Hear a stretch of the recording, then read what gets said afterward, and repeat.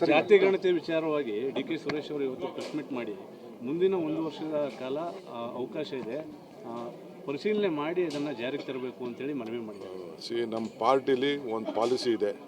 ನಮ್ಮ party policy ಏನಿದೆಯೋ ಆ ಪಾಲಿಸಿ ಪ್ರಕಾರ ಮಾಡ್ತೀವಿ, ಎಲ್ಲರಿಗೂ ನ್ಯಾಯ ಒದಗಿಸ್ಕೊಡ್ತೀವಿ.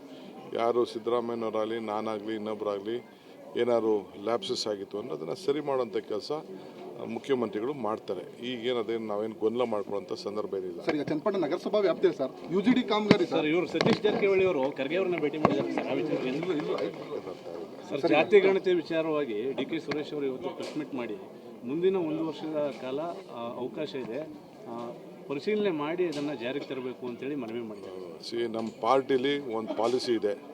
ನಮ್ಮ ಪಾರ್ಟಿ ಪಾಲಿಸಿ ಏನಿದೆಯೋ ಆ ಪಾಲಿಸಿ ಪ್ರಕಾರ ಮಾಡ್ತೀವಿ, ಎಲ್ಲರಿಗೂ ನ್ಯಾಯ ಒದಗಿಸ್ಕೊಡ್ತೀವಿ. ಯಾರು ಸಿದ್ದರಾಮಯ್ಯನವರಾಗಲಿ, ನಾನಾಗಲಿ, ಇನ್ನೊಬ್ಬರಾಗಲಿ ಏನಾದ್ರು ಲ್ಯಾಪ್ಸಸ್ ಆಗಿತ್ತು ಅಂದರೆ ಅದನ್ನು ಸರಿ ಮಾಡೋಂಥ ಕೆಲಸ ಮುಖ್ಯಮಂತ್ರಿಗಳು ಮಾಡ್ತಾರೆ. ಈಗೇನದೇನು ನಾವೇನು ಗೊಂದಲ ಮಾಡ್ಕೊಳ್ಳೋಂಥ ಸಂದರ್ಭ ಏನಿಲ್ಲ. ಸರ್, ಈಗ ಚನ್ನಪಟ್ಟಣ ನಗರಸಭಾ ವ್ಯಾಪ್ತಿಯಲ್ಲಿ ಸರ್ UGD ಕಾಮಗಾರಿ ಸರ್, ಇವರು ಸತೀಶ್ ಜಾರಕಿಹೊಳಿ ಅವರು ಖರ್ಗೆ ಅವ್ರನ್ನ ಭೇಟಿ ಮಾಡಿದ್ದಾರೆ ಸರ್. ಆ ವಿಚಾರ